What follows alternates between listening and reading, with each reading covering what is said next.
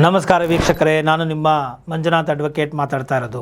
ಇವತ್ತು ಕಳೆದ ವಿಡಿಯೋದಲ್ಲಿ ನಾನು ಹೇಳಿದ್ದೆ, ಈ ಒಂದು ಸರ್ಕಾರಗಳು ಸಾಕಷ್ಟು ಸೂಕ್ಷ್ಮಮತಿಗಳಾಗಿ ಬುದ್ಧಿವಂತರಾಗಿ ಚಾಕಚಕ್ಯತೆಯಿಂದ ಯಾವ ಮೂಲೆಗಳಿಂದ ತೆರಿಗೆಯ ರೂಪದಲ್ಲಿ ಜನರಿಂದ ದುಡ್ಡನ್ನು ವಸೂಲಿ ಮಾಡಬಹುದು ಅನ್ನೋದನ್ನು ಯೋಚನೆ ಮಾಡ್ತಾ ಇದೆಯೇ ಹೊರತು ಜನಗಳ ಪರವಾಗಿ ನಾನು ಏನು ಕೆಲಸವನ್ನು ಮಾಡಬೇಕು ಮತ್ತು ನನ್ನನ್ನು ಆಯ್ಕೆ ಮಾಡಿರುವುದು ಜನಗಳ ಪರವಾಗಿ ಕೆಲಸ ಮಾಡಲಿಕ್ಕೆ ಅನ್ನೋದನ್ನು ತಿಳ್ಕೊಂಡು ಆ ಬಂದಂತಹ ತೆರಿಗೆಯ ಹಣವನ್ನು ನಾವು ಜನರಿಗೆ ಹೇಗೆ ಕೊಡಬೇಕು, ಹೇಗೆ ಕೊಡ್ತಾ ಇದ್ದೀವಿ ಅನ್ನೋದ್ರ ಬಗ್ಗೆ ಯಾರೂ ರಿಪೋರ್ಟಿಂಗೇ ಮಾಡ್ತಾಯಿಲ್ಲ.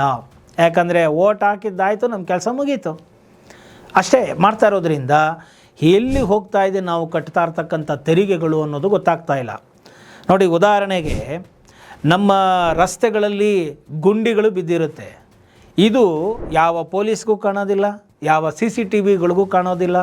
ಮತ್ತು ಹೆಲ್ಮೆಟ್ ಹಾಕೊಳ್ಳದೆ ಹೋದರೆ ಪೊಲೀಸರು ಕಾಣುತ್ತೆ, ಸೀಟ್ ಬೆಲ್ಟ್ ಹಾಕೊಳ್ಳದೆ ಹೋದರೆ ಪೊಲೀಸರು ಕಾಣುತ್ತೆ, CCTVಗಳು ಕ್ಯಾಪ್ಚರ್ ಮಾಡಿಬಿಡುತ್ತೆ, ಆಟೋಮೆಟಿಕ್ಕಾಗಿ ನೋಟಿಸ್ಗಳು ಹೋಗ್ಬಿಡುತ್ತೆ, ಇದೆಲ್ಲ ಆಗುತ್ತೆ. ಆದರೆ ಗುಂಡಿಗಳು ಕಾಣೋದಿಲ್ಲ. ನೋಡಿ ಎಷ್ಟು ಬುದ್ಧಿವಂತ ಸರ್ಕಾರ.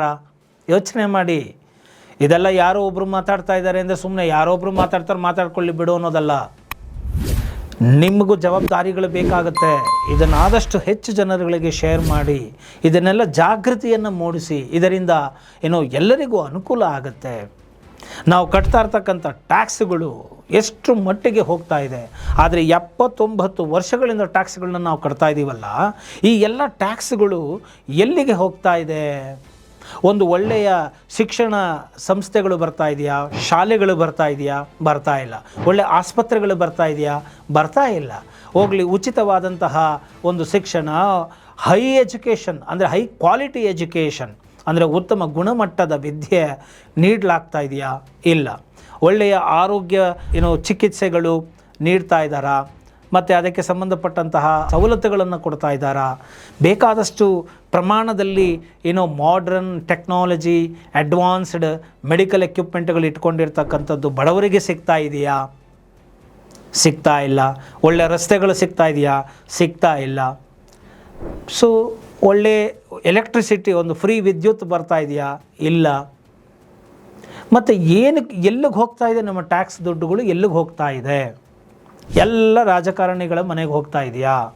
ಅವ್ರುಗಳ ಮನೆಗಳಿಗೆ ಸೇರ್ತಾ ಇದೆಯಾ? ಅಥವಾ ಅಧಿಕಾರಿಗಳ ಮನೆ ಸೇರ್ತಾ ಇದೆಯಾ? PAಗಳ ಮನೆ ಸೇರ್ತಾ ಇದೆಯಾ? ಯಾರ ಮನೆಗಳಿಗೆ ಸೇರ್ತಾ ಇದೆ ಇವೆಲ್ಲ ದುಡ್ಡುಗಳು? ಜನರ ದುಡ್ಡು ಎಲ್ಲಿ ಹೋಗ್ತಾ ಇದೆ? ಇದೆಲ್ಲ ಕೇಳಬೇಕಲ್ವ. ಒಂದು ಹೆಂಗಾಗೋಗ್ಬಿಟ್ಟಿದೆ ಅಂತ ಹೇಳಿದರೆ, ಒಂದು ಮನೆಯಲ್ಲಿ ನಾವು ಯಾರನ್ನೋ ಕರಿತೀವಿ ಕೆಲಸ ಮಾಡಪ್ಪ ಅಂತ ಹೇಳಿಬಿಟ್ಟು, ಈಗ ಪೇಂಟ್ರನ್ನೋ ಪ್ಲಂಬರ್ನೋ ಇನ್ಯಾರನಿಗೋ ಒಂದು ಕೆಲಸ ಕೊಟ್ಟಿರ್ತೀವಿ. ಅವ್ರು ಇಷ್ಟ ಬಂದಂಗೆ ಅವ್ರು ಕೆಲಸ ಮಾಡಿಕೊಂಡು, ಅವ್ರು ಇಷ್ಟ ಬಂದಂಗೆ ಅವ್ರು ಏನು ಮಾಡ್ತಾರೋ ಮಾಡ್ಕೊಂಡು ಹೋಗ್ಲಿ ಅಂತ ಬಿಟ್ಬಿಟ್ಟು ನಮ್ಮ ಪಾಡಿಗೆ ನಾವು ಕೂತ್ಕೊಂಡಂಗೆ, ಅವ್ರ ಮನೆ ಅನ್ನೋ ಥರದಲ್ಲಿ ಅವ್ರ ಕೆಲಸಗಳು ಮಾಡ್ಕೊಂಡು ಹೋದಂಗೆ, ಅವ್ರಿಗೇನು ಬೇಕೋ ಅದನ್ನು ತಗೊಂಬಂದು ಹಾಕಿ ಅವ್ರು ಕೆಲಸ ಮಾಡ್ಕೊಂಡು ಅವ್ರು ಇಷ್ಟ ಬಂದಂಗೆ ಹೋದಂಗೆ, ಹಿಂಗೆ ಬಿಟ್ಬಿಟ್ಟಂಗೆ ಆಗೋಗ್ಬಿಟ್ಟಿದೆ ಇದು. We have appointed politicians, representatives, ರಾಜಕೀಯ ನಾಯಕರುಗಳನ್ನು ನಾವು ಆಯ್ಕೆ ಮಾಡಿರ್ತೇವೆ. ಅವರು ಕೆಲಸಗಳನ್ನು ಮಾಡಬೇಕಾಗ್ತದೆ. ಅವ್ರನ್ನ ಕೆಲಸ ಮಾಡೋದಕ್ಕೆ ಕರೆಸ್ಕೊಂಡ್ಬಿಟ್ಟು ಅವರು ನೀನು ಏನು ಕೆಲಸ ಮಾಡ್ತಾ ಇದೀಯಾ ಅಂತ ರಿಪೋರ್ಟೇ ಕೇಳಲಿಲ್ಲ ಅಂತ ಹೇಳಿದ್ರೆ, ನಿಮಗೆ ನೀವು ಕೊಟ್ಟಂತಹ ತೆರಿಗೆಯ ದುಡ್ಡಿನ ಮಹತ್ವ ನಿಮಗೆ ಗೊತ್ತಿಲ್ಲ. ನೀವು ಕೊಡ್ತಾ ಇರ್ತಕ್ಕಂಥ ದುಡ್ಡಿನ ಬೆಲೆಯೇ ನಿಮಗೆ ಗೊತ್ತಿಲ್ಲ. ಪ್ರತಿಯೊಬ್ಬರಿಗೂ ಸಂಬಳ ನೀವು ಕೊಡ್ತಾ ಇದ್ದೀರಾ, ಆದರೆ ನೀವು ಅವ್ರನ್ನ ಪ್ರಶ್ನೆ ಮಾಡ್ತಾ ಇಲ್ಲ, ಕೇಳ್ತಾ ಇಲ್ಲ. ಎಲ್ಲಿಗೆ ಹೋಗ್ತಾ ಇದೆ ಎಲ್ಲ ದುಡ್ಡುಗಳು?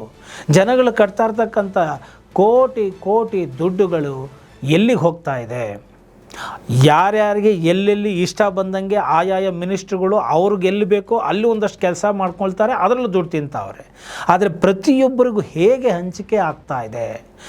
ಯಾವ ಮಿನಿಸ್ಟರ್ಸ್ಗಳು, MLAಗಳು, ಶಾಸಕರು, ಸಂಸದರು, ಕೌನ್ಸಿಲರ್ಗಳು ಯಾರಾದರೂ ಬಂದು ಓಟ್ ಕೇಳೋಕ್ಕೆ ಬಂದಂಥವರು, ಇಲ್ಲ ನೋಡಿ ನೀವು ನನಗೆ ಓಟ್ ಹಾಕಿದ್ರಿ, ನನ್ನ ಮೇಲೆ ನಂಬಿಕೆಯನ್ನು ಇಟ್ಟಿದ್ರಿ, ನಾನು ಇಷ್ಟು ಕೆಲಸವನ್ನು ಮಾಡಿದ್ದೇನೆ, ಇಷ್ಟು ನನ್ನ ಏರಿಯಾಗೆ ನಾನು ಸ್ಯಾಂಕ್ಷನ್ ಮಾಡಿಸ್ಕೊಂಡು ಬಂದಿದ್ದೇನೆ, ಇಷ್ಟು ದುಡ್ಡನ್ನು ಕೊಟ್ಟಿದ್ದಾರೆ, ಇಷ್ಟು ಕೆಲಸಗಳನ್ನು ನಾನು ಮಾಡಬೇಕಾಗಿದೆ, ನೀವು ನನಗೆ ಕೆಲಸಗಳನ್ನು ಕೊಡಿ, ಏನು ಪ್ರಾಧಾನ್ಯತೆ ಇದೆ, ಪ್ರಯಾರಿಟಿ ಏನಿದೆ, ನನ್ನ ಹತ್ರ 100 ರೂಪಾಯಿ ಇದೆ, ಇದನ್ನು ನಾನು ಹೇಗೆ ಬಳಕೆ ಮಾಡ್ಕೋಬಹುದು, ಅಥವಾ ಬಳಕೆ ಮಾಡ್ಕೊಳ್ಳೋದಕ್ಕೆ ಪ್ರಯಾರಿಟಿ ಏನಿದೆ ಅಂತ ನೀವು ತಿಳಿಸಿ, ನೀವೇನು ತಿಳಿಸಿರೋ ಆ ಕೆಲಸ ನಾನು ಮಾಡ್ತೀನಿ ಅಂತ ಹೇಳ್ತಕ್ಕಂಥ ಯಾರಾದರೂ ಒಬ್ಬರು ರಾಜಕಾರಣಿಗಳನ್ನ ನೀವು ನೋಡಿದ್ದೀರಾ ಇವತ್ತವರೆಗೂ?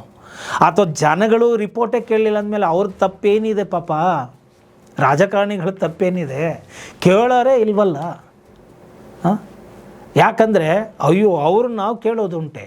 ಮಹಾರಾಜರು, ಮಿನಿಸ್ಟರ್ಗಳು, ಮಂತ್ರಿಗಳು ಅಂದರೆ ಮಹಾರಾಜರ ಲೆಕ್ಕ ನಮ್ಮ ದೇಶದಲ್ಲಿ. ಅವ್ರನ್ನ ಕೇಳೋಕ್ಕಾಗೋಲ್ಲ, ಯಾಕೆಂದ್ರೆ ನಾವು ಬಡಪಾಯಿಗಳು. ನೋಡಿ ಯಾವ ರೀತಿಯಾದಂಥ ಮೈಂಡ್ ಸೆಟ್ ಇದೆ. ಸಂಬಳಗಳನ್ನು ಕೊಟ್ಟು, ಕೆಲಸವನ್ನು ಕೊಟ್ಟು ಇಟ್ಕೊಂಡು ಅವ್ರನ್ನ ಕೈ ಕೆಲಸ ಮಾಡಿಸ್ದೆ ಅವರನ್ನು ಬಿಟ್ಟುಬಿಡೋದು, ಬೇಕಂದಂಗೆ ಮಾಡ್ಕೊಂಡೋಗಿ ಅಂತ. ಸೊ ನಮ್ಮ ತೆರಿಗೆಯ ಹಣ ಎಲ್ಲಿ ಹೋಗ್ತಾ ಇದೆ, ಯಾವುದಕ್ಕೆ ಖರ್ಚಾಗ್ತಾ ಇದೆ, ಯಾವುದೇ ಒಂದು ಕ್ಷೇತ್ರವನ್ನು ತಗೊಳ್ಳಿ, ಅಲ್ಲಿ ಯಾವುದೇ ಒಂದು ಆಧುನಿಕ ಸೌಲಭ್ಯಗಳು ಜನಗಳಿಗೆ ಸಿಗ್ತಾ ಇಲ್ಲ. ಮತ್ತು ನ್ಯಾಯ ಬೇಕಾ, ನ್ಯಾಯಕ್ಕೆ ಹೋಗಿದ್ರೆ ಅಲ್ಲೂ ತೆರಿಗೆ ಕಟ್ಟು. ಎಲ್ಲದ ಕಡೆನೇ ಶಿಕ್ಷಣ ಫ್ರೀ ಇಲ್ಲ, ಎಜುಕೇಷನ್ನು, ವೈದ್ಯ, ಮೆಡಿಕಲ್ಲು ಮತ್ತು ಜುಡಿಷಿಯಲ್ಲು ಯಾವ ಫೆಸಿಲಿಟಿನೂ ಫ್ರೀ ಇಲ್ಲ. ಎಲ್ಲದಕ್ಕೂ ದುಡ್ಡು ಕಟ್ಟು. ಬಟ್ ಎಲ್ಲ ದುಡ್ಡು ಕಟ್ಟು ನಮ್ಮನ್ನೇನು ಕೇಳಬೇಡ, ಎಷ್ಟೇ ಕಳಪೆ ಇದ್ದರೂ ನಮ್ಮನ್ನು ಕೇಳಬೇಡ. ಇದ ವ್ಯವಸ್ಥೆ ಮಾಡಿ. ನನ್ನ ಪ್ರಯತ್ನ, ನನ್ನ ಕೆಲಸ ನಾನು ಖಂಡಿತವಾಗಿಯೂ ಮಾಡ್ತಾ ಇದ್ದೇನೆ. ನಾನು ಮಾತನಾಡಬೇಕು, ನಾನು ಮಾತಾಡ್ತಾ ಇದ್ದೇನೆ. ನನ್ನ ಕೆಲಸವನ್ನು ನಾನು ಮಾಡ್ತಾ ಇದ್ದೇನೆ. ಇದು ಸರಿ ಅಂತ ಅನಿಸಿದ್ದೆ ಆದಲ್ಲಿ ನೀವುಗಳು ಇದನ್ನು ಇಷ್ಟ ಆಗಿದ್ದೆ ಆದಲ್ಲಿ ಈ ವಿಷಯಗಳನ್ನು ಲೈಕ್ ಮಾಡಿ, ಒಂದು ಉತ್ತೇಜನದ ಮುಖಾಂತರ ಸಾಕಷ್ಟು ವಿಷಯಗಳನ್ನ ನಾನು ತೆಗೆದುಕೊಂಡು ಬಂದು ಕೊಡ್ತಾನೆ ಇರ್ತೇನೆ. ಅದನ್ನು ಶೇರ್ ಮಾಡಿ, ಸರಿ ಇದ್ದಲ್ಲಿ ಶೇರ್ ಮಾಡಿ, ಜನಗಳಿಗೆ ಅವೇರ್ನೆಸ್ ಆಗಲಿ, ಕ್ರಿಯೇಟ್ ಆಗಲಿ. ಸುಮ್ಮನೆ ಒಂದು ಶೇರ್ ಮಾಡೋದ್ರಿಂದ ಏನೂ ಆಗೋದಿಲ್ಲ. ಬೆಕ್ಕಗೆ ಗಂಟೆ ಕಟ್ಟೋರು ಯಾರೊಬ್ಬರು ಬಂದವ್ರು ಗಂಟೆ ಕಟ್ಟೋರೆ, ಹೊಡ್ಕೊತಾರೆ, ಅವ್ರು ಏನಾರಾದರೆ ಅವ್ರ ಪ್ರಾಬ್ಲಮ್ ಆಗುತ್ತೆ. ನಮ್ಗೆ ಯಾಕೆ ಬೇಕಿದು ಅಂತಿದ್ರೆ ಕೊನೆಗೆ ನಾಳೆ ಯಾವುದು ಸಿಗೋಲ್ಲ. ಗುಲಾಮರಾಗಿಯೇ ನಾವು ಬಾಳಬೇಕಾಗ್ತದೆ. ಕೊನೆಗೆ ಏನೂ ಸಿಗೋದಿಲ್ಲ. ಬೆಂಕಿ ಬಿದ್ದಾಗ ಬಾವಿ ತೋಡಕ್ಕೆ ಹೋಗ್ತೀನಿ ಅಂದರೆ ಆಗೋದಿಲ್ಲ. ಆದ್ದರಿಂದ ಆ ರೀತಿ ಮಾಡ್ಕೋಬೇಡಿ.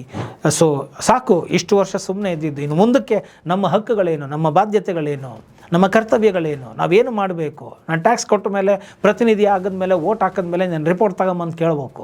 ಪರ್ಫಾರ್ಮೆನ್ಸು ಸರಿ ಇಲ್ಲ ಅಂದರೆ ಕಳಿಸ್ತಾ ಇರಬೇಕು ಮನೆಗೆ. ಈ ರೀತಿಯಾದಂತಹ ಒಂದು ಸುವ್ಯವಸ್ಥಿತವಾದಂತಹ ಒಂದು ಸಮಾಜ ನಿರ್ಮಾಣ ಆಗಲಿ ಅಂತ ಹೇಳಿ ನಾನು ಬಯಸ್ತಾ ಇದ್ದೇನೆ. ಇಷ್ಟ ಆಗಿದೆ ಆದಲ್ಲಿ ಈ ಒಂದು ವಿಡಿಯೋ ಲೈಕ್ ಮಾಡಿ, ಇತರರಿಗೂ ಕೂಡ ಶೇರ್ ಮಾಡಿ.